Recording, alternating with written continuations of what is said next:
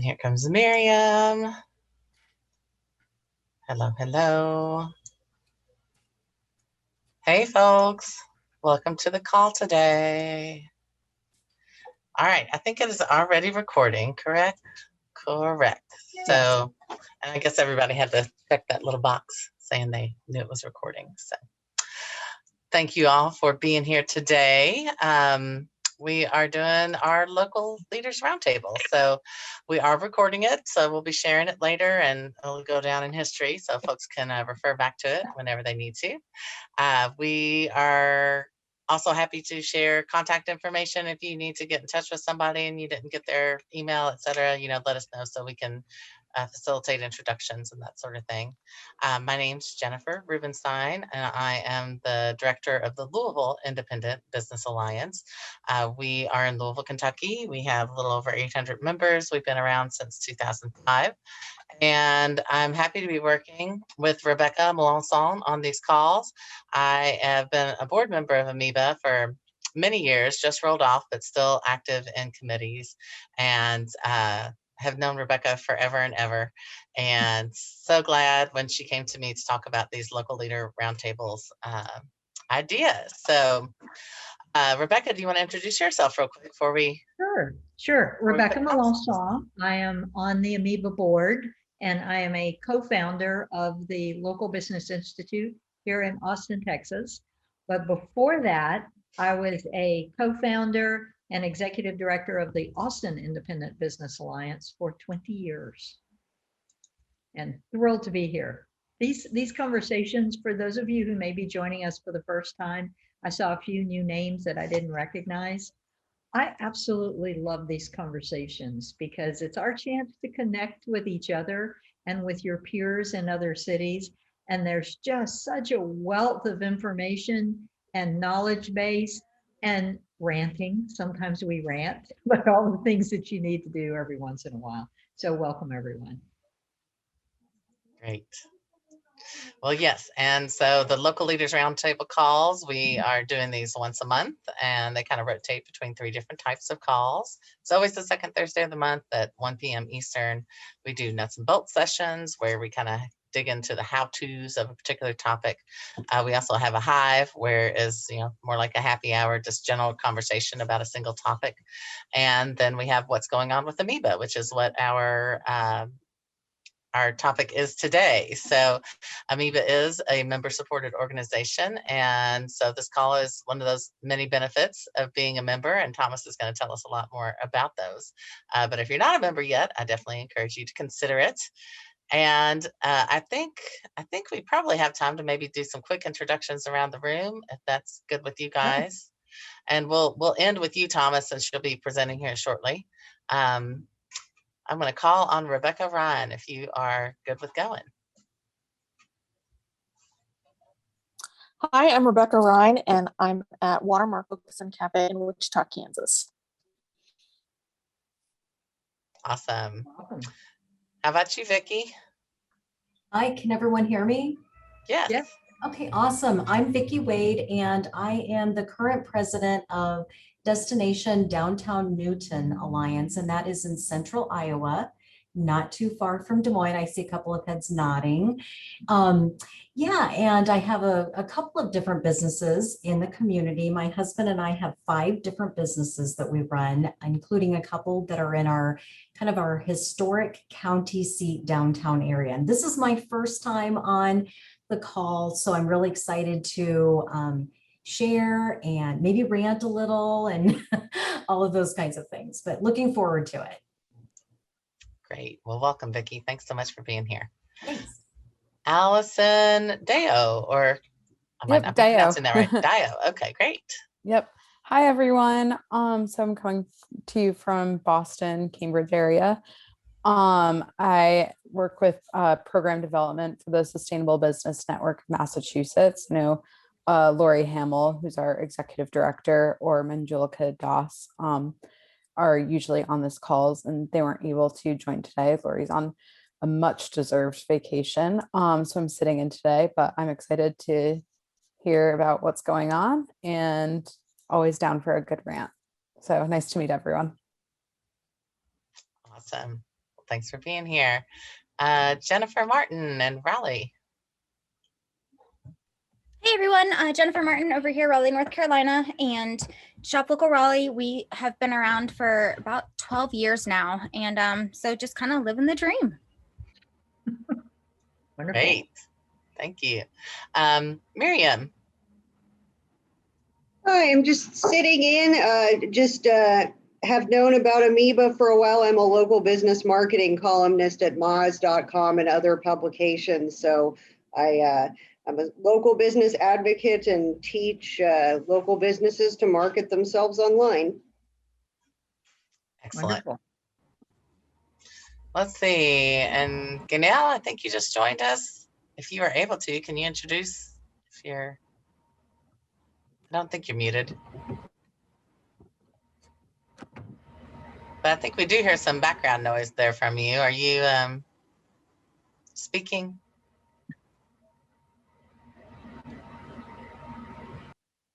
Maybe not. So I will, if Ganelle can join us later, and I might be mispronouncing your name, I'm sorry if I am. But we'll come back to you later if we get that audio. And with that, I am going to turn it over to Thomas, who can introduce himself and tell us about all the awesome benefits of being an Amoeba member. Awesome. Thanks so much. Hey, everyone. Great to see some of you and hear some of you, meet all of you today. I'm excited for the opportunity to talk about Amoeba and the benefits we have and what we provide, but also would love it to be a conversation. So if there's any questions you have, ideas, etc., regarding what help you need, feel free to chime in, drop it in the chat, unmute yourself. Would love this to be as interactive as possible. So it's really meant to be a conversation. I was introduced, my name is Thomas. I'm the Vice President at Local First Arizona. I've been doing this work for about 8 years. Local First AZ has been around for almost 19 years now. We have around 3,000 members and we're statewide. So we're not just in the Phoenix metro area. Well, that's where our main headquarters is. We have 4 offices across our state with about 40 staff. So we do a variety of work in addition to our buy local work, but I've been on the board for Amoeba, coming on 2 years now, maybe. Time flies when you live through COVID, I guess. Just proud to be doing this work and supporting everything y'all are doing across the country.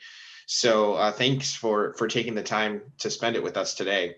Vicki, I took my first steps into Iowa just a few weeks ago. My sister-in-law lives in Omaha and we walked across the Nebraska-Iowa bridge. So I was only there for about 5 minutes, but I counted it as my 17th state. So that's the most that I spent there. So Rebecca had asked me to take some time kind of walking through a little bit of the Amoeba website so you know where to access all of the resources that we've worked on creating as an organization. I don't know who on the call is or is not a member, but either way, this is likely beneficial for you to really understand from a big picture perspective, what are the things that you have access to in being a part of the work that we're doing. Amoeba's over 50 networks strong across the country in different sizes and types of independent business alliances, providing resources to locally owned businesses in your regions. And so we want you to utilize us as an organization as a resource in all the work that you're building and doing. And so let's see here, screen. Yes, I can share. Oh, Rebecca, I don't have screen sharing capabilities. It says host disabled. Jennifer, Oh, she just walked away too. Well, that's okay. Let me, I'm a co-host, so I think I can make you a co-host. Okay.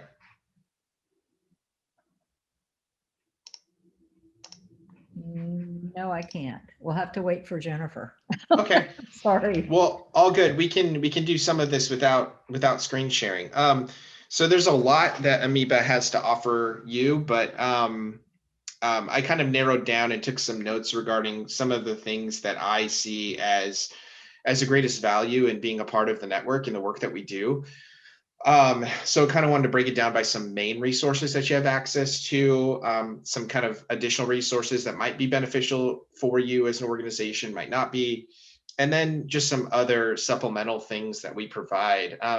This actually isn't going to be an exhaustive list of absolutely everything today. Once I'm able to screen share, I'll show you where you can kind of dig in and see a lot of examples and different things that different IBAs across the country are doing that you'll have access to. But if you need anything or anything like that, you're welcome to reach out to us at any time to be helpful. So I first wanted to start off with one of our newest and most exciting benefits of membership that Amoeba provides, and that's that Amoeba's board is made up of directors and people involved in different IBAs across the country in different capacities. I believe we're a board of about 10 or 11 people right now. Everything from Rebecca's experience in the Austin Independent Business Alliance. I'm in Arizona. We have Laura Hamill over in Boston and Massachusetts. So one of the benefits we provide is consulting with any IBA anytime you would like it, on strategic development, planning, campaigns, resource development, staffing, fundraising, you name it. We bring a variety of perspectives, experience, and advice that we can provide you, given the current status that you're at as an organization. And so we're excited about this opportunity because everyone approaches our campaigns from a different perspective, has created different ways to do things regarding finding new partners, driving different avenues of revenue for your organization, speaking to your members, providing innovative resources to the businesses you're working with. And so you can reach out to us to set up an individualized consultation that we will identify who the best person on the board would be to talk to you, to come up with a plan and follow up with you. Make sure that you're on track to success and getting the feedback that you need. The strongest component of Amoeba is that we're a network of people trying to accomplish similar things just in different areas, right? And so everyone on the board, past board members, people involved are happy to meet with you, get an idea of where you're at as an organization, whether you're serving 50 businesses or 500, and help you develop a plan for rolling out campaigns or whatever it is that your immediate needs are. So this is something Rebecca and I had talked about not too long ago, and we're happy to ensure that you all know you have as a resource for you. And Thomas, I think you are a co-host now, so you could share your screen. And awesome. I was just trying to add up in my mind, I think on the board, we have well over 100 years of experience at running IBAs, and everyone is so open to sharing. It's one of the things I love about Amoeba is we'll never be competitors to each other, and everyone is hugely supportive. I've learned so much, even though I'm almost the oldest IBA at AIBA, or was.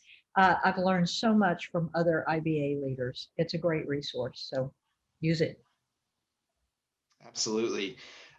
Before I dig in through here, I'll just give an example of one of the ways that we've done things differently. So Amoeba, and I'll show you this in a second, has several campaigns that we promote and activate on throughout the year. One of them being Indie Week.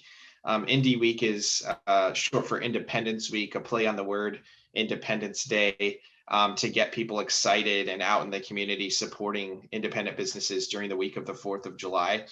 It's so fun to see the different ways that the networks promote this campaign in their different regions every year. I see different twists and ideas that are populated and ran in different areas of the country. Traditionally at Local First Arizona for many years, we would do the traditional golden coupon for Independence Week, where we would print Willy Wonka style 20% off coupons for local businesses and get businesses to sign up to give something for 20% off. We'd we'd send them out in the mail. We'd put them in community centers, coffee shops, restaurants. Would put them in their books when you would go to pay your bill. And it was so much fun. The media loved it. And we did that for a really long time, but we realized we were actually getting feedback from businesses that the 20% off was really hard for them to do. So we sat down as a team and came up with a new concept that we introduced last year. That's a bingo card.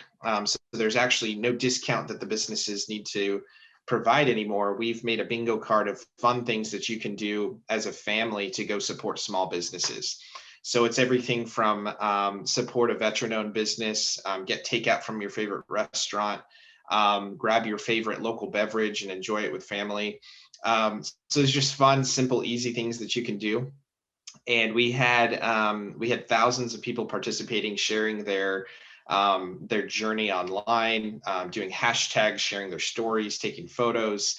The businesses loved it. And so that's just kind of the stuff that you get through being a part of the network. You get to see those different ideas and things like that brought to life. And I know I saw Low Country doing their own thing as well. So these campaigns here are kind of the lifeblood of Amoeba. There's examples, there's ways you can plug in. These are opportunities that you can pull from to come up with similar campaigns for your own region. And it all comes from just kind of ideating and coming up with different concepts that might work for you.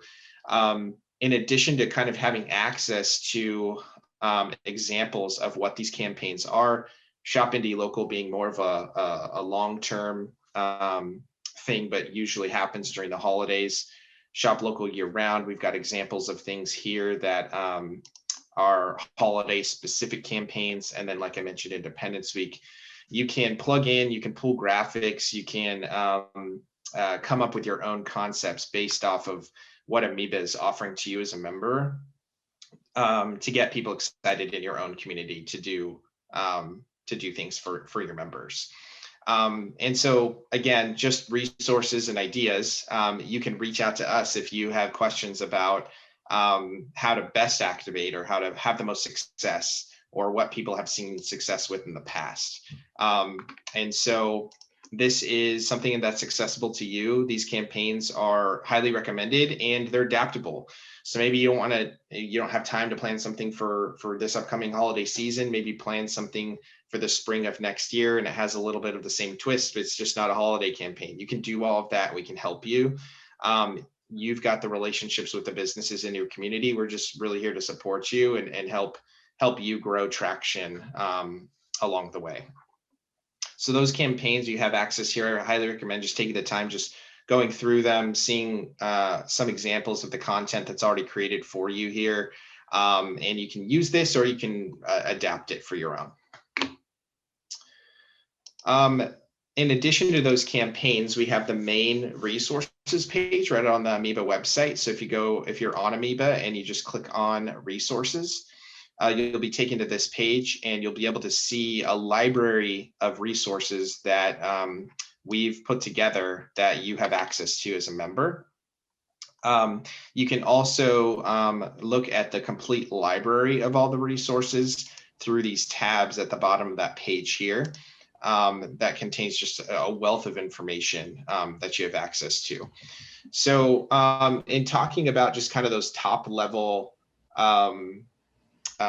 opportunities that you have, before digging into some of those resources, one of the things that I wanted to mention is that as a member, you also are invited to and have access to the annual conference that Amoeba will be putting on and will be announced very soon, that we're happy to bring back to life after the pandemic. So that'll be announced soon and be in 2022. And it's a great opportunity for you to meet in person with other leaders in this local business, in these local business efforts across the country. While these digital connections ongoingly are super helpful, that conference is a great way for you to connect in person, get excited, and talk in person to a lot of other leaders across the country. So highly recommend staying aware of that, and we'll make sure you're all notified about it. To dig in a little bit into the member resources, you can access this folder I'm about to show you by this link right here, where it just says Amoeba members have access to the member-only resources. It'll bring you to this Google Drive folder. And there's just a variety of things that you can go through and look at. I won't go through everything today. I think that all of you would probably prefer to just dig into it on your own.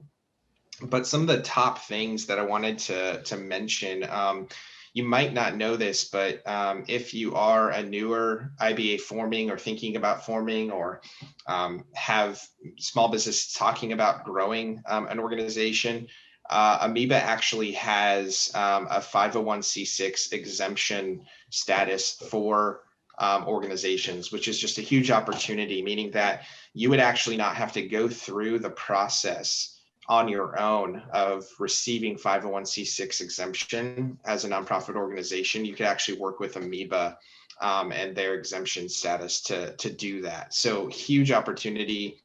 And again, just goes back to the fact that you're not alone in this work, and you have access to this network and to this organization that can help you with that. So if you are thinking about doing it, or you're in the process of it or anything like that, please reach out to Rebecca or anybody from Amoeba, and we're happy to help you with that. The second really big thing that I wanted to mention that you might not know, if you're in that forming stage, or maybe you're thinking about how effective your website is, we actually have a opportunity for website development for a very affordable price for IBAs. That's kind of a plug and play, really simple framework that you'd be able to have access to and utilize as a member. There is a cost to it, which we'd be happy to talk to you about, but it's much more affordable than having to go about building your entire own website on your own. And so if you are in that development stage or thought process regarding what it would take to build a website for your network, that's something that you have access to as well. And then the final thing that's just a really big benefit that I wanted to name is that Amoeba has fiscal sponsorship as an opportunity for you as well. So if you're not yet an established nonprofit organization, or have a way to receive sponsorships or fundraising dollars or anything like that, Amoeba has the opportunity to act as your fiscal sponsor in any of your fundraising efforts, so that you can operate and you can run a campaign or fundraise for a specific thing, but not actually have to go through all the red tape to do it on your own. So those are just three really big opportunities that I wanted to name.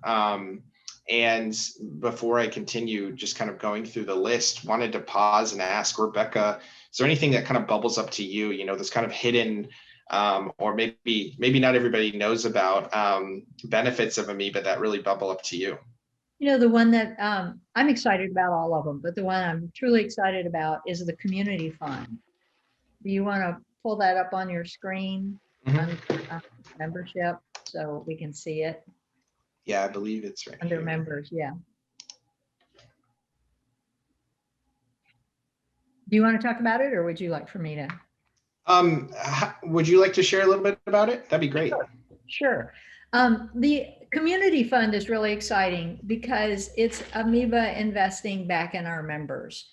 And we take donations to the community fund, but we also commit to put 5% of all membership dues go back into the community fund for small grants for members. And this page tells you how to donate to it, how to apply for it. But we hope to grow it in a huge way in the coming years, but it's a great way to get a little bit of funding that you might need for a campaign or for starting something. It has to be, of course, within our mission, but everything y'all do is within the mission. So that's not an issue, but it's a huge step for Amoeba to have this fund, to contribute to it regularly, and to invest in our members. So take a look at it and see if it might apply to something that you're currently doing. Fantastic. Thank you, Rebecca. And that was really an idea that came within the board, and Rebecca helped pull that together. So thank you for doing that, Rebecca. It's an exciting opportunity. Another thing that I jotted down that I wanted to make sure I named was Capstone Care, which is an opportunity for healthcare for your members. And so without needing to, as you all might know, one of the common things that small businesses bring up is, the difficulty in finding a healthcare plan if they only have 1, 2, 3 staff, small number of staff on their payroll. The Capstone Care is an opportunity for you to be able to provide a plan to businesses through Amoeba's partnership that we've already created for that. If that's of interest or something that you want to find more information about, it's accessible on the member-only resources. I'll try to bring it up here. If you just click on the actual resources, there's a PDF on it right here that you're welcome to read through. In this folder as well that I just clicked through to, you can see the fiscal sponsorship guidelines and information, the community fund. There's more information here. The websites that I just mentioned, you can pull up a PDF on that and read more about that, and then read through just more of the details regarding the consulting that we have access to provide to you as a member of the network at any time. The 501c6 group exemption is also detailed here as well. So depending on which of those is of most interest to you, highly recommend just kind of going through here, reading through it a little bit. The other great thing about this drive is that this folder just has, again, lots of great examples of studies and reports and posters, graphics, charts, things that you can use, lots of marketing and copy for marketing messaging that you can use, or social media or newsletters, things like that for any of the campaigns you're running. Studies and reports is huge. I don't know about all of you, but I get asked a lot, hey, do you have anything to back up this specific thing that you are talking about, and rather than having to do all the Googling on your own and try to find those, this is a great guide for you to back up the work that you're doing, whether being able to reference some of these studies, economic impact studies, all of those things. There's even specific things on like the Walmart economic impact effect and things like that. This is all super, not just beneficial, but I think critical in ensuring that we're not just talking about local as being fun and good because it feels good, but that there's actually economic statistics that back up this work that we're doing, and it's important to rely on those. I always have fun with our team on going through the posters and the graphics. There's never enough ideas that you can have to try to create the vision for something. And so kind of what I was talking about before, the holidays, the local promotions, things like that, you've got access to just a ton of different things that IBAs have done before, general why buy local information graphics, but also really specific local promotions that you can go through and pull from or even use on your own if you'd like to. So definitely recommend going through this when you have some time, or if you have somebody in marketing that would like to have access to this as a member of Amoeba, you'll have all of that access as well. So kind of pause there. Would love to kind of open it up for a minute. Are we sharing things that are new that you haven't known about yet? Is there anything additional to what we've shared already that you might be looking for that we do potentially have access to or have available that I haven't mentioned? Whether you'd like to unmute yourself or type it into the chat, would love to open it up for a minute and get a little bit of feedback and see where all of you are. And Thomas, can you unshare your screen so we can see everybody? Here we go. In a nice big size. Thank you.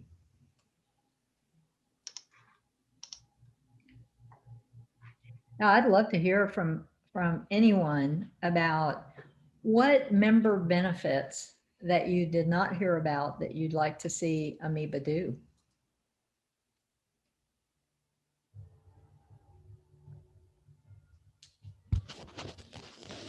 Anybody? Hi, may I ask what are the specific differences between a 501c3 and a 501c6?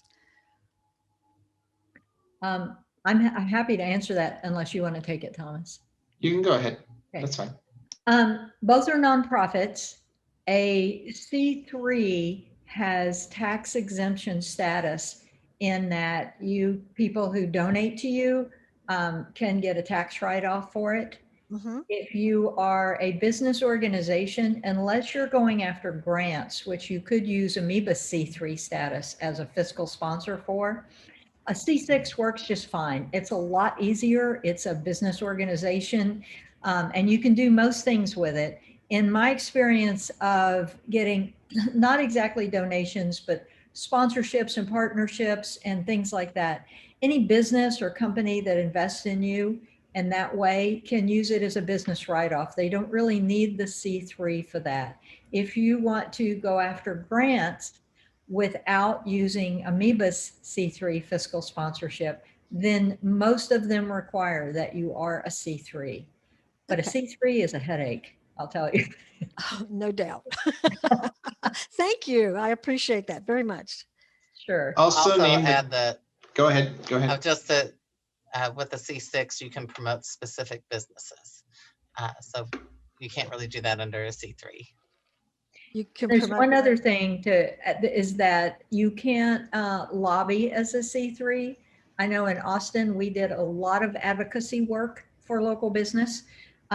You are very, very limited as a C3. You can speak to issues, but not candidates. You cannot lobby. Your time is pretty restricted. So it's all what you intend to do with your organization that would direct you one way or the other. Okay, so what is the biggest benefit of being a nonprofit C6? What's the big, instead of a regular business entity? Well, So a nonprofit, I think. Thomas? I would say so a C6 is going to be how most business organizations are registered. So your Chamber of Commerce, almost 100% of them are C6 organizations.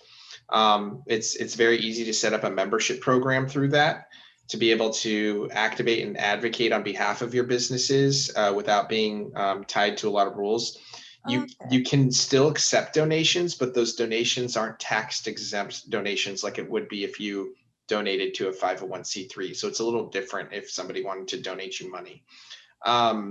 Local First Arizona has both a 501c6 and C3, and it gets incredibly complicated if you try to merge them together. So I think Jennifer might be in the same situation. There's a few IBAs in the same situation. Really recommend giving a thorough analysis, and we're happy to talk to you further regarding that, because you want to make sure you make the right decision as you start, depending on your vision for what you actually want to do. Thank you. Thank you. Yes. My notes. Jennifer, this is Vicki. Jennifer, Vicki. hi there. You had mentioned that with the C6, you can promote specific businesses. So as a 501c3, which is what our Destination Downtown Newton Alliance is, I mean, is that problematic? Should we not promote specific businesses, or can you elaborate on that a little bit? As I understand it, things like our buy local guide and our directory and things like that, those are through a paid business membership. And part of the benefits of that is the advertising that we do for their business. And as I understand it, that falls under a C6, and that could not really ever go under our C3 sister organization. Oh, is that because you're registered in dual capacity, or? I don't think so. We were a C6 for a very long time, only a C6. And at one point we debated becoming a C3, but that was one thing that held us back from it. And then ultimately a few years later, established a sister organization, a C3 organization. So you're saying as a C3, we should not promote specific businesses? I would talk to a lawyer about it, honestly. Okay. I don't know the intricacies of it, but and it was a few years ago. I just remember that was one of the things that held us back. Okay. I agree. Attorney's advice is going to be best. I'll give you an example of one thing that we ran into. We were actually sending mailers out through our 501c3 account several years ago, and had to stop because one of the things we included in them was a promotional guide to some of our larger partners that included discounts and specials that you could get at, say, like print companies or media companies. And we had to stop because it was a direct benefit to businesses through our 501c3 postal account. And so we actually had to switch that up. Oh, okay. So like if we have an alliance web page, or let's just say Facebook page, and our member businesses are sharing from their business pages on that alliance page, that's okay, because we're not necessarily choosing which ones to promote. They're promoting, they have the editor capabilities of promoting their store and specials and things on their own. That's not violating then the act of us promoting specific members. Yeah, hard to say yes or no on that. I think that anything that goes to directly driving business for private businesses through you somehow, it could be seen somehow if you get into the weeds that you're providing the platform for them to do it, and so that might ding you. I'd say it gets risky. So I would definitely get some legal advice on which routes you might go down. But Rebecca, I don't know if you have any advice on that either. We had a C6, AIBA was a C6, and we did the same thing as Jennifer. We formed a C3 because we wanted to go after grants, basically, and couldn't do it as a C6, and a few other things. But what I learned in forming the C3 was there are a few hard and fast rules, but most of them are a question of balance. So you can do this one thing over here, but not too much, but you have to do these other things over here. It's harder because they're not black and white rules. And a lot of it falls into a gray area, but we had to work to keep things very separate. So the C6 promoted the members and businesses in every way that we wanted to. The C3 had to have its own programs. It couldn't just be a fundraiser for the C6. So we did, but it could hire the C6 to do some things, and then the C6 would promote the businesses. So it's a complicated relationship if you have both, but you have to be really careful about the C3. I agree with Thomas and Jennifer. On something very specific like that, I would talk to a lawyer. Okay. All right. Thank you.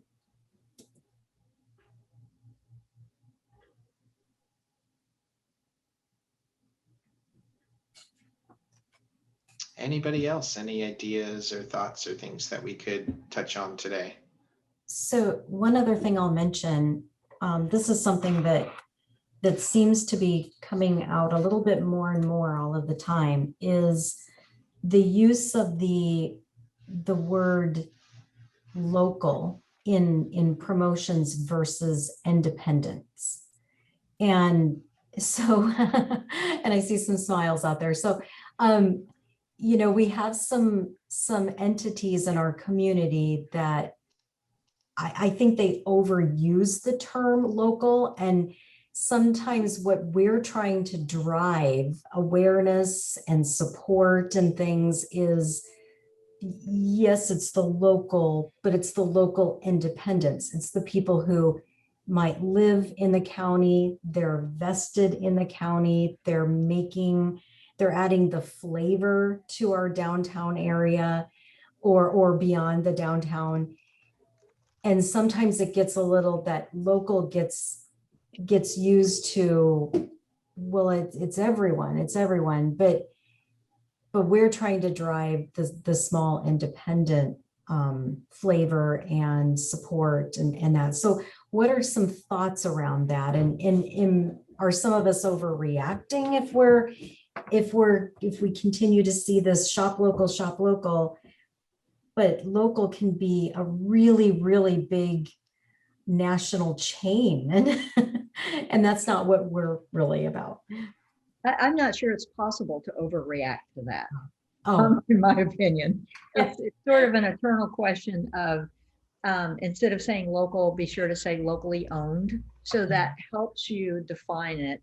Some IBAs use independent businesses, and there's a little confusion about exactly what that means. I know here in Austin on a major highway, there's a giant billboard from Geico Insurance saying we're local. yeah. Because I have an office here. It's local washing. And in a way that makes me feel good because the reason they're doing that is the public's perceived value of local. And we all help to build that value.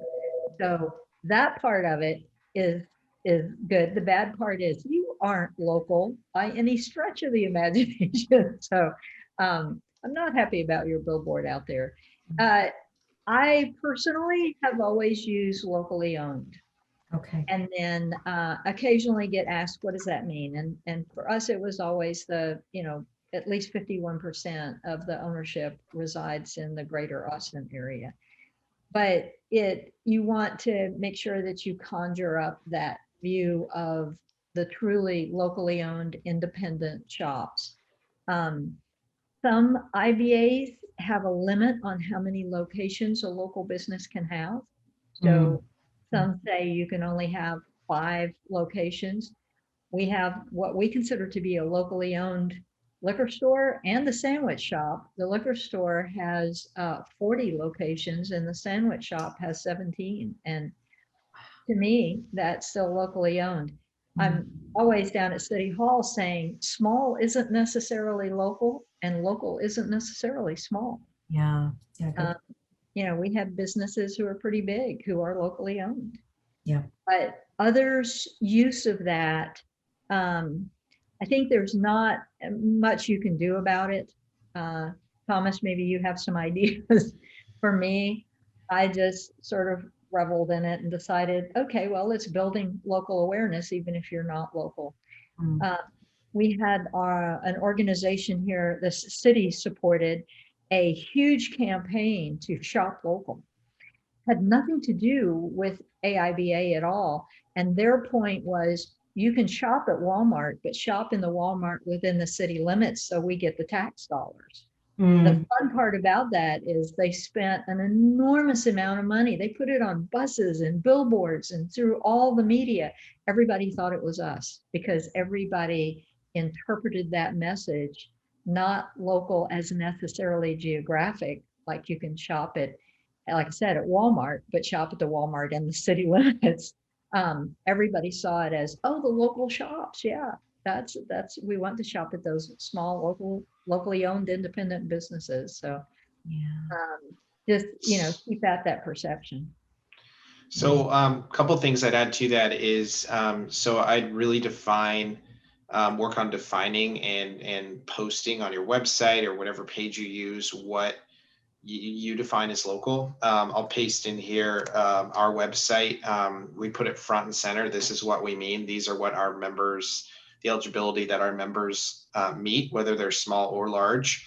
So everybody knows that and is held to that standard if they want to be a part of what we're doing.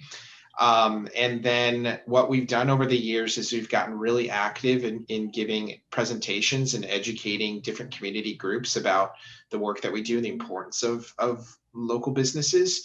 And when we give those presentations, we say, what is local?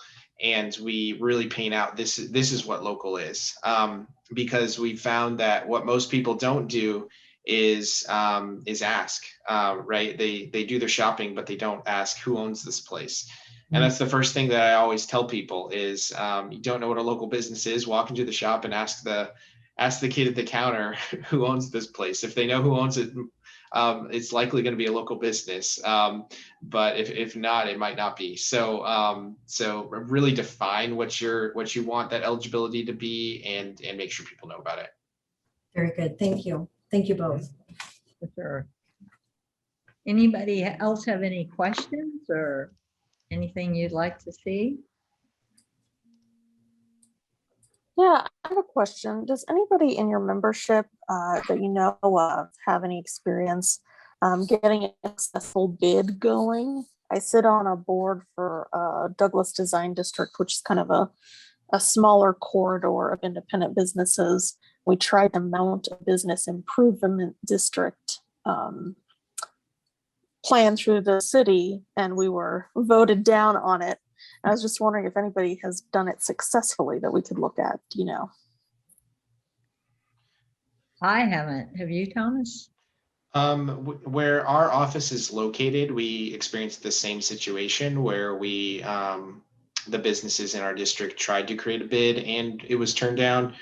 However, we have partners in different areas of Arizona that I'd be happy to connect you with on who do run bids. If you'd want some more information, most of them are downtown districts, but I'd be happy to connect you to one of them. We unfortunately weren't part of a success story, so. Yeah. I know we looked at it here in Austin for a program we had of IBIS districts.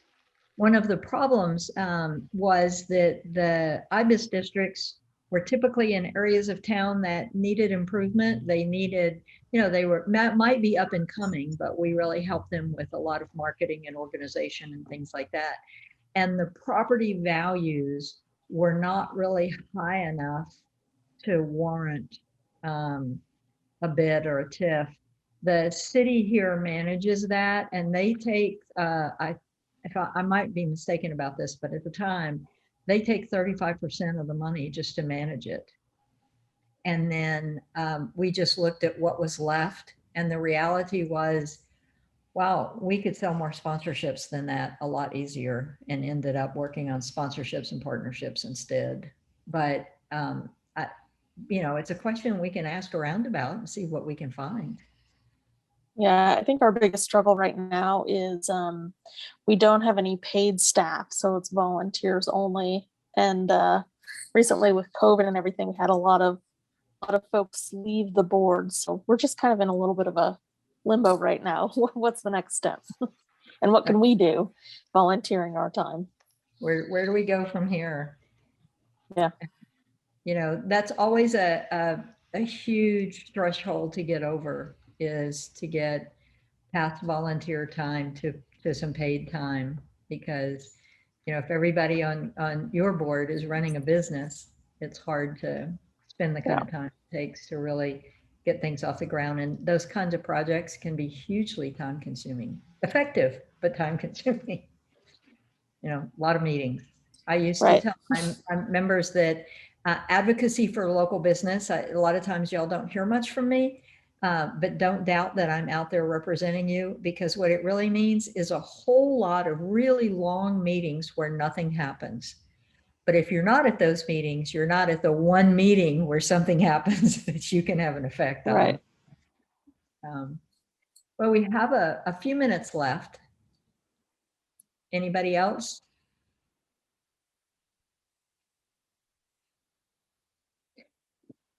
Well, I want to first thank you, Thomas, for such a great explanation of what some of the benefits are. And really what Thomas hit on were just the highlights, because there's so many benefits to being a member. And if you aren't a member, please take a look at it. I would like to point out that Thomas made it look really easy to go to the website and click on the members only resources, but you have to be a member for that link to work. So sign up, become a member, join us for real. And you can do it as easy as Thomas could do it. We have, as Jennifer said, she had to get off the call, but as she said in the beginning, we do this every month on the second Thursday, and it's just a great place to meet your peers and learn some new stuff and have a little interaction with people and pick up a lot of tips as to how others do things. Our next one is on August 12th, and it's a local hive, and a hive is where We don't have a formal presentation, but we all get together and talk about ideas. And that one is ideas for growing membership. And who doesn't need to grow their membership? I'd like to meet the IBA who doesn't need to grow their membership. So we'll exchange a bunch of ideas and walk away with some great tips. And then September 9th is nuts and bolts, and it's creating effective boards and committees. So some tips on how to do that. A lot of us have learned the hard way on how to make good boards and committees work. And so we're all willing to share that. And I hope to see you all at both of those. Part of what I do for this is I will put this video up online so everybody can watch it. I will send out an email with some notes, and I'll have a bunch of links to all the things that Thomas discussed, and keep y'all posted on what we're doing. Anybody have any last questions or anything? Thank you all. Thank Thank you. you. Thanks for your time. Thank you. Have a great day. Thanks everybody Take for care. being here. Bye-bye. Bye. Bye. Thank you.